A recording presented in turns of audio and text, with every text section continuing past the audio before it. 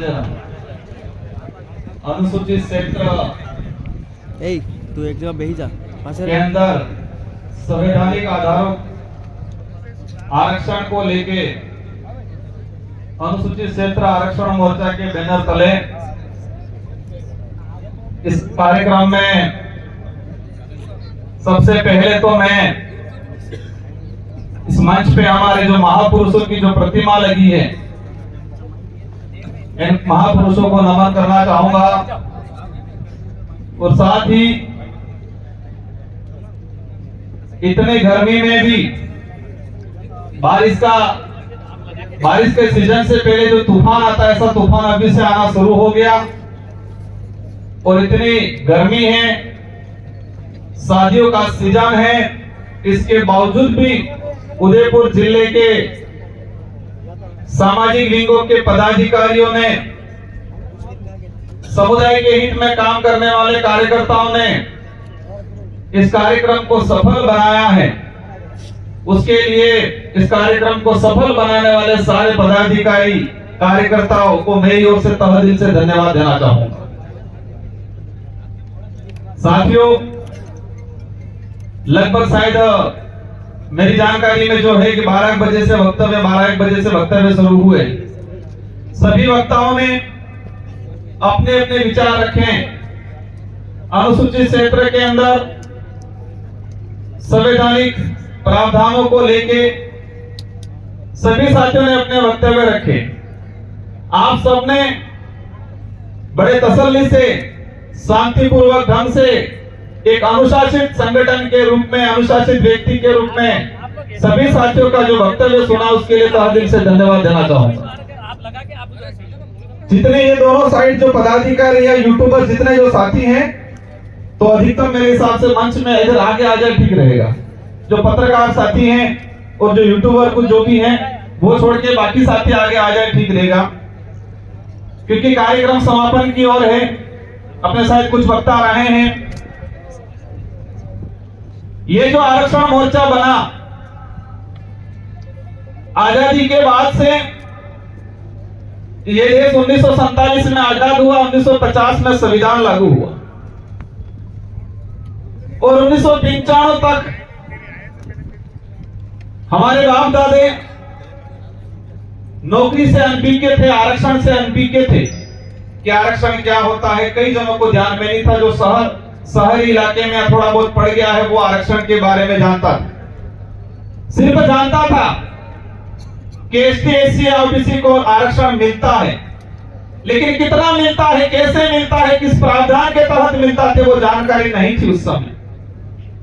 और आज भी पूर्ण रूप से इसके बारे में जानकारी नहीं। 1995 के बाद से कई सामाजिक संगठनों ने आरक्षण को लेकर लड़ाइयां लड़ी और इसी अनुरूप आज जिस पांडाल के नीचे आप विराजमान हो, यह आदिवासी समुदाय के हित में, आदिवासी परिवार की जो विचारधारा है, उस विचारधारा से आप बंधे हुए हो। और इस विचारधारा ने 2015-16 से अनुसूचित क्षेत्र के अंदर संवैधानिक प्रावधानों को लेकर लड़ाई लड़ना शुरू किया।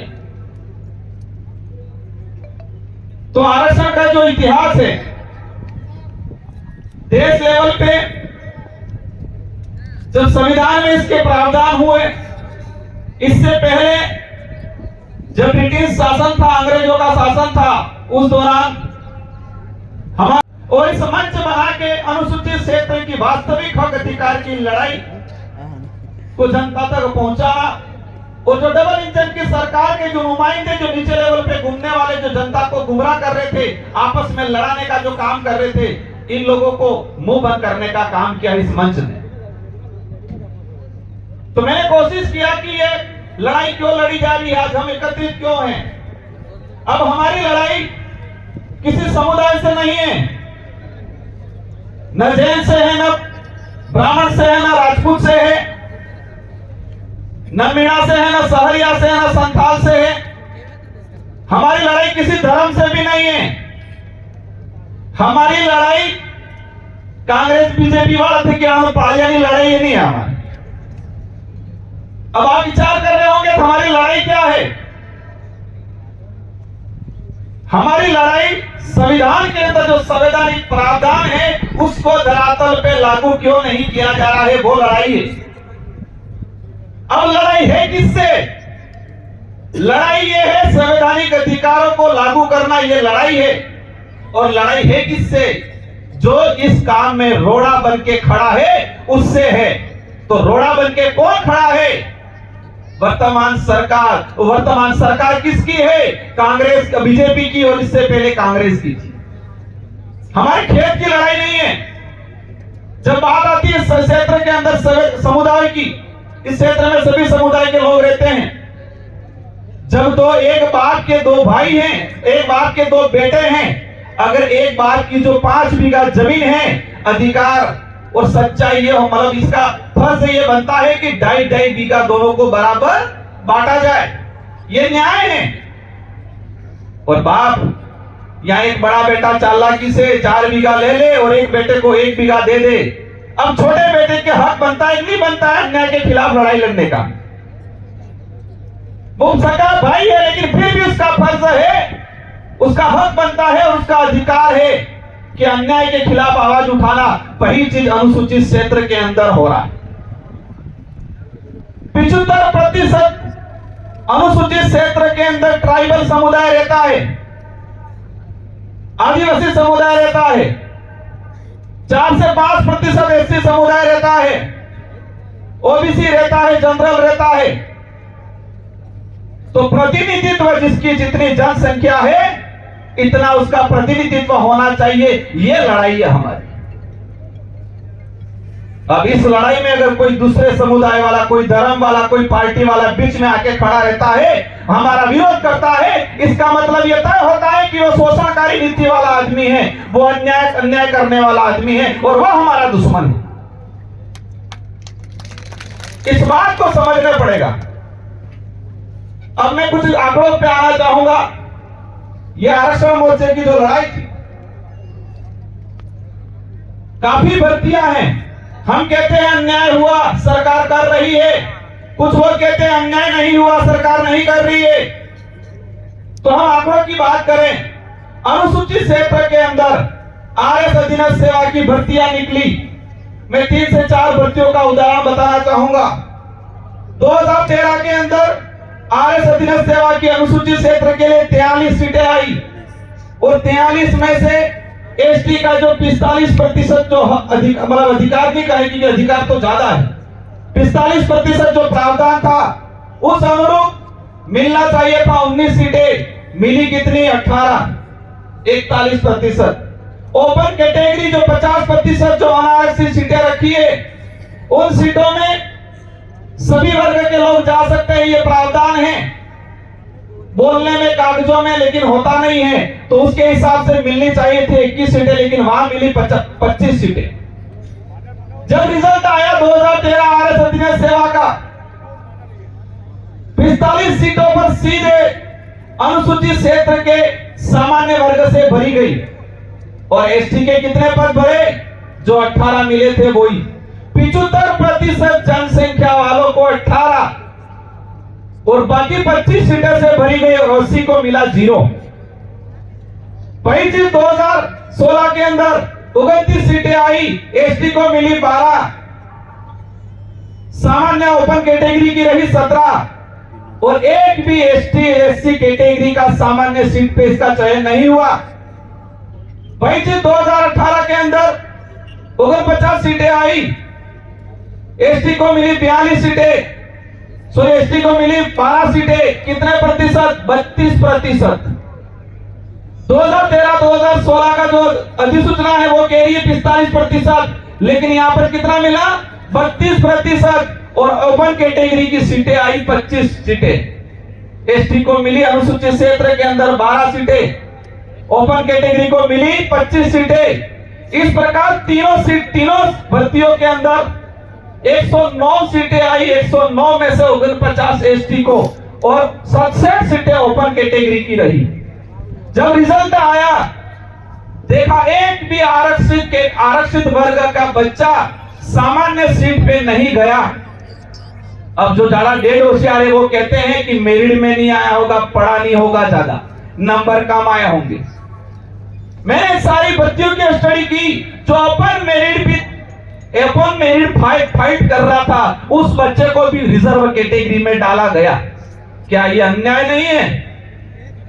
इस बात को दूसरे पार्टी वाले करते हैं, और जब हम करते हैं कहते हैं कि ये लोग भड़काने आए हैं, ये लोग गुमराह कर रहे हैं। मैंने कई बार कहा है, एक सार्वजनिक मंच पे या एक ऑडिटोरियम के अंदर सारे पार्टियों के नेता एक मंच पे आए और ऑनलाइन डिबेट होनी चाहिए। इस अनुसूचित क्षेत्र की सारी जनता देखे, ऑनलाइन डिबेट होनी चाहिए, सारा मीडिया होना चाहिए और रिजर्वेशन पे बात होनी चाहिए, ताकि जनता को पता चले कि कौन सही है और कौन गलत है। ऐसे ही रहते हैं, अनेक जातियां रहती है। जब राष्ट्र की बात आती है, इतिहास उठा के देख लो, सभी लोगों ने मिलकर लड़ाई लड़ी है और उसमें सबसे ज्यादा आगे आदिवासी समुदाय खड़ा रहा। तो जातिगत जनगणना अगर सरकारों को सच में इस वंचित समुदाय को, आदिवासी, दलित, पिछड़े, ओबीसी को आरक्षण देना होने का अगर उनकी मंशा होती तो जातिगत जनगणना होनी चाहिए थी, लेकिन नहीं, धर्म की चटनी चटाने का काम करते हैं। और तब कहते हैं राजकुमार तो ऐसे बोलता है। अब राजकुमार को समझ में ही ऐसे आता है तो राजकुमार ऐसे ही बोलेगा। आज वही चीज, काफी चीजें हैं, मैं बोलूंगा 2 घंटे हो जाएंगे, लेकिन हमारे पुलिस वाले भाई बोले इसलिए पुलिस भर्ती को ही ले लेता हूं अपना। मैंने शुरुआत में कहा था, एक बाप के 2 बेटे हैं, अगर छोटे बेटे के साथ अन्याय होता है तो छोटे बेटे का हक बनता है उस अन्याय के खिलाफ लड़ाई लड़े। इसका मतलब ये नहीं है उस भाई का विरोधी है वो, ये नहीं है कि उस बाप का विरोधी है वो। इसका हक है कि अन्याय हुआ है तो उसके खिलाफ लड़ना है, उसका हक है 5 बीघा जमीन में से 2.5 बीघा उसका हक बनता है, वो लेना है, उसका अधिकार है, वो लड़ना पड़ेगा। और उस लड़ाई को अगर कहे वो दुश्मन, या उस लड़ाई को ये कहे कि वो बाप के खिलाफ गया, या उस लड़ाई को ये कहे कि उस भाई के खिलाफ गया, तो मेरी समझ में वो गलत नहीं है, वो न्याय है, वो न्याय के लिए लड़ रहा है। पुलिस विभाग की 2013 के अंदर अनुसूचित क्षेत्र में 929 पद आए, 45% के हिसाब से मिलने चाहिए थे 423 और मिले 414। ओपन कैटेगरी में 472 पद आए और उस ओपन कैटेगरी में एसटी एससी से एक तो 8 बच्चे जा पाए ओपन कैटेगरी में। वही 2016 के अंदर अनुसूचित क्षेत्र के अंदर 408 पद आए, मिलने चाहिए थे 45% के हिसाब से 183 पद, मिले 131 पद। कितने पदों का नुकसान हुआ? 51 पदों का। 45% के हिसाब से भी कितना प्रतिशत मिला हमको? 32% मिला। और ओपन कैटेगरी में 268 पद आए और 268 में से एसटी के मात्र जा पाए 19 बच्चे। वही चीज 2018 के अंदर 965 पद टोटल आए थे, इसमें से एसटी को मिले 283। कितना प्रतिशत मिला? 29% अनुसूचित क्षेत्र में। टोटल पद कितने आए थे? 965 और 965 में से एसटी को कितना मिला? 283। कितना प्रतिशत मिला? 29%। 45% की भी बात करें तो भी कितना मिला? 29%। और ओपन कैटेगरी के आए 619 पद। और ओपन कैटेगरी में एसटी के कितने बच्चे गए? 2 बच्चे मात्र। फिजिकल के अंदर दौड़ के अलग, हाइट के अलग, चेस्ट का अलग, 5 दरवाजे बना रखे हैं। अगर 5 में से किसी एक दरवाजे में जनरल की मेरिट 72 नंबर गई, एसटी की मेरिट 60 नंबर गई और एसटी का बच्चा 75 नंबर ला रहा है। कितना ला रहा है? 75 नंबर। जनरल की मेरिट कितनी गई है? 72 गई है और एसटी का बच्चा 75 ला रहा है। लेकिन उसने अगर चेस्ट में भी छूट ले ली, हाइट में भी किसी एक में भी छूट ले ली, तो उसको सीधा बाहर या एसटी में काउंट किया जा रहा है। क्या ये गलत नहीं है? ये अन्याय नहीं हो रहा है? क्या इस अन्याय के खिलाफ लड़ना गलत है? ये ऐसी ऐसी कई चीजें हैं। और इसी प्रकार उस भर्ती के अंदर 3 भर्तियों का उदाहरण देखे 45% के हिसाब से भी हमें नुकसान 214 पद नहीं मिले। और ओपन कैटेगरी मतलब कितने पद आए? 1359 पद। सरकारें चाहती है कि सभी समुदाय आपस में लड़ाए। सरकारें चाहती है तो न्याय कर सकती है, सभी को संवैधानिक आधार पे बराबर बांट सकती है, लेकिन नहीं करना इन लोगों को। काफी चीजें हैं, समय काफी हो गया है। और बाध्यता की बात आए उसमें अनुसूचित क्षेत्र के सभी वर्गों की बात आ जाती है। पिछले 3-4 सालों के अंदर बाध्यता कर रखी है 35 और 45-40 के आसपास। हर साल 50% पद खाली रह रहे हैं। और भजनलाल जी की सरकार ने अभी बीच में शायद दिसंबर महीने के अंदर एक लेटर जारी किया कार्मिक विभाग का कि 2 साल के बैकलॉग जो पद है उन पदों को सामान्य से भरा जाएगा। एक तरफ आप बाध्यता लगा रहे हो, बाध्यता लगा के रिजर्व कैटेगरी के एसटी, एससी, ओबीसी के बच्चों को रोक रहे हो, और दूसरी ओर आप बैकलॉग सीटें जो रही है एसटी, एससी की, उन सीटों को सामान्य से भरा जा रहा है। और पेपर तो कितने लीक हो रहे हैं आपको पता ही है। कई तो थानेदार बन के कपड़े पहन के जोरदार चश्मा लगा के बने नहीं बने, कई आरएस बन के पेपर लीक करके, कई पीटीआई बन गए, कई सेकंड ग्रेड टीचर बन गए, बोर्ड पे ढंग से लिखने नहीं आता है। और आरएस ये सारी भर्तियों के पेपर लीक होने से सारे जो मेहनत करने वाला गरीब घर का व्यक्ति जो किसी भी समाज का उसके साथ अन्याय हुआ है, और इस अन्याय की अगर लड़ाई लड़ते हैं तो क्या गलत है? साथियों, मैं ऑथेंटिक बात इसलिए बता रहा हूं कि हमें किसी से लड़ाई नहीं है, हमें जो अन्याय करने वाला है उससे लड़ाई है। अगर उसमें आदिवासी है तो उससे भी लड़ाई है, उसमें मन्नालाल जी, माननीय मन्नालाल जी है तो उनसे भी लड़ाई है, उसमें बाबूलाल जी है तो उनसे भी लड़ाई है, उसमें हमारा सगा भाई भी है, उससे भी लड़ाई है हमारी। एक नहीं है लड़ाई, और सबसे पहले लड़ाई तो उनसे ही है। जब हमने 5वीं अनुसूची 6ठी अनुसूची की बात की, ये कहने लगे 5वीं पास और 6ठी पास। समय काफी हो गया है, मैं एक बात लास्ट में कहकर मेरा वक्तव्य समाप्त करना चाहूंगा। आज हाँ बिल्कुल, एक भाई, उस भाई की भावना को समझता हूं मैं। अनुसूचित क्षेत्र के अंदर हमको नहीं जोड़ा गया है, उस वजह से उनके साथ अन्याय हो रहा है। कहना बहुत कुछ था, लेकिन मैं यही कहना चाहूंगा, आप लिखित में मुझे दो, क्योंकि आज तक आपने मुझे लिखित में नहीं दिया।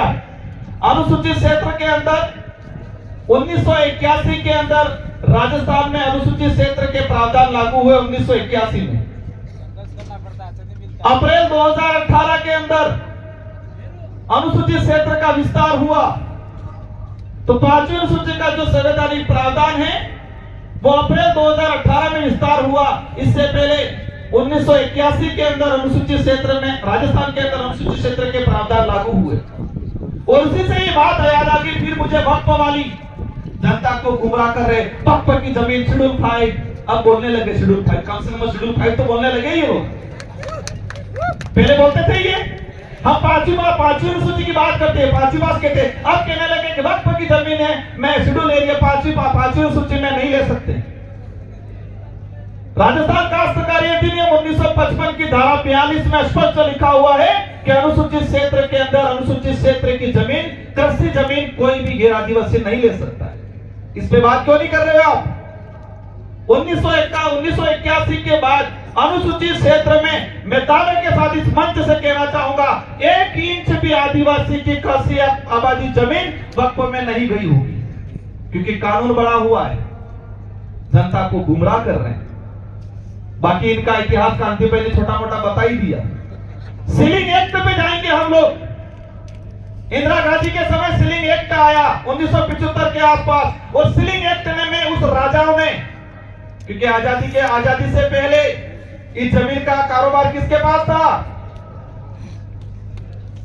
जमीन की लिखापढ़ी कागजी कार्रवाई कौन करता थे? राजा महाराजा करते थे, जमीन के मालिक वो हुआ करते थे। इंदिरा गांधी ने सीलिंग एक्ट लाई, और उस दौरान वो बख्शिश में किन किन को जमीन दी उसका भी ब्यौरा निकालेंगे हम, और जब वो निकालेंगे वक्त की सारी पोल खुलने वाली इस इलाके के अंदर। इसलिए साथियों, और एक बात अंत में यही कहना चाहूंगा, जो 5वीं अनुसूची का प्रावधान संविधान में सम्मिलित करने का काम जो सबसे महत्वपूर्ण भूमिका निभाई थी जयपाल सिंह मुंडा ने, और हमारे संसद के मित्र मन्नालाल जी कह रहे हैं कि जयपाल मुंडा बाहरी ताकत था। अगर संविधान सभा में जयपाल सिंह मुंडा नहीं होता तो शायद वो सांसद नहीं होते, आज मैं भी नहीं होता। जिस व्यक्ति ने संविधान सभा में आदिवासी समुदाय के लिए 5वीं और 6वीं अनुसूची के प्रावधान करवाए, संविधान सभा की डिबेट में कहा था कि आप आदिवासियों को लोकतंत्र सिखा नहीं सकते हो, आदिवासियों से लोकतंत्र सीखने की जरूरत है आपको, यह संविधान सभा में कहा। संविधान सभा की डिबेट में कहा कि हमें स्वशासन चाहिए, स्वशासन चाहिए, और वही चीज पेशा एक्ट, उसमें से कुछ चीजें लेके कुछ चीजें मूल रूप से नहीं आ पाया वो संतुष्ट करने का, लेकिन पेशा एक्ट को भी वर्तमान सरकार लागू नहीं कर रही। राजस्थान विधानसभा से जवाब आया है, क्योंकि हमने बोला था आईपीसी सीआरपीसी, आज भारत की न्याय संहिता हो गई। पेशा एक्ट में प्रावधान है 2 साल की कम सजा वाला कोई भी मामला थानेदार सीधा मुकदमा दर्ज नहीं कर सकता, ये मेरी सरकार खुद कह रही है, लेकिन पेशा एक्ट लागू नहीं कर रहे, क्योंकि सरकार नहीं चाहती है कि आदिवासी समाज का कल्याण हो। वो चाहती है कि आदिवासी समुदाय आपस में लड़े भिड़ाए और इन थानों में कुटाता रहे, अपनी जिंदगी निकाल नहीं चाहती। वो जयपाल सिंह मुंडा के लिए ये बोले, क्या बोले, ये बाहरी ताकत है। साथियों, बातें बहुत सारी हैं, ये हम जिस रास्ते पे चले हैं उस रास्तों पे कांटे बिछे हुए हैं, लेकिन सच्चाई का रास्ता है वो। आने वाले आदिवासी समुदाय नहीं, देश का भविष्य तय करने वाला रास्ता है हमारा, इसलिए घबराना नहीं है। कई चीजें होगी, आप पे मुकदमे भी होंगे, आपको प्रताड़ित भी किया जाएगा, आपको डराया भी जाएगा, आरोप भी लगाए जाएंगे। टीएडी का बजट पिछली बार 1,500 करोड़ रुपया प्रावधान था बजट में, वर्तमान मंत्री ने 1 रुपया खर्च नहीं किया, 1 रुपया। और जब वहां फंसते हैं क्या कहते हैं, राजकुमार ने करोड़ों का मकान बना दिया, राजकुमार करोड़ों की गाड़ियां लेके घूमता है। राजकुमार स्कॉर्पियो में नहीं घूमेगा, साइकिल में घूमेगा क्या? वो सांसद बना, पहले विधायक रहा है 2 बार, तो मैं क्या मैं मकान नहीं बढ़ाऊंगा क्या? तुमने 1500 करोड़ 1,500 करोड़ रुपए में 1 रुपया खर्च नहीं किया। और देखना इस बजट में उन्होंने क्या किया, आदिवासी समुदाय को गुमराह करने के लिए क्या बजट में क्या प्रावधान किया। हमने 1750 करोड़ आदिवासी समुदाय के कल्याण के लिए दे रहे करके घोषणा कर दी। बीजेपी के आईटी सेल से आदिवासी इलाके के अंदर प्रचार कर दिया कि सरकार ने 1750 करोड़ का प्रावधान किया। भाई 1500 करोड़ तो पिछले साल वाले जिसमें 1 रुपया खर्च नहीं किया, सिर्फ 250 करोड़ बढ़ाए और खुश कर दिया जनता को। अगर वो 1500 करोड़ खर्च हुए होते तो संवैधानिक जो प्रावधान है उस आधार पे 1500 करोड़ इस बार और मिलते, तो आदिवासी क्षेत्र में 3000 करोड़ रुपए का विकास होता।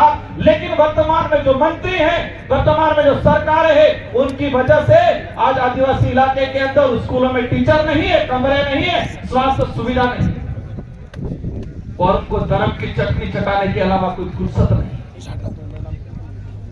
इन आपने देखा होगा, उन पे जब आप ये बातें आती हैं, लड़ाई मेरी और आप अकेले की नहीं है, लड़ाई सबकी है। और ये लड़ाई सिर्फ आदिवासी समुदाय की नहीं है, ये लड़ाई सभी समुदाय की लड़ाई, हक सबका है। समय होने आ गया है, घंटी बजने वाली है। अभी सभी साथियों से अनुरोध है, कुछ वक्ता उनके सुनना है, और इसके बाद शांतिपूर्वक तरीके से, अनुशासित तरीके से महिला आगे रहेगी, बुजुर्ग पीछे रहेंगे, और नेता जितने भी है सभी आगे नहीं रहेंगे, सब बीच में अलग अलग रहेंगे। सारे नेता, सारे जनप्रतिनिधि वॉलंटियर की भूमिका निभाएंगे और शांतिपूर्वक तरीके से ज्ञापन देने जाएंगे।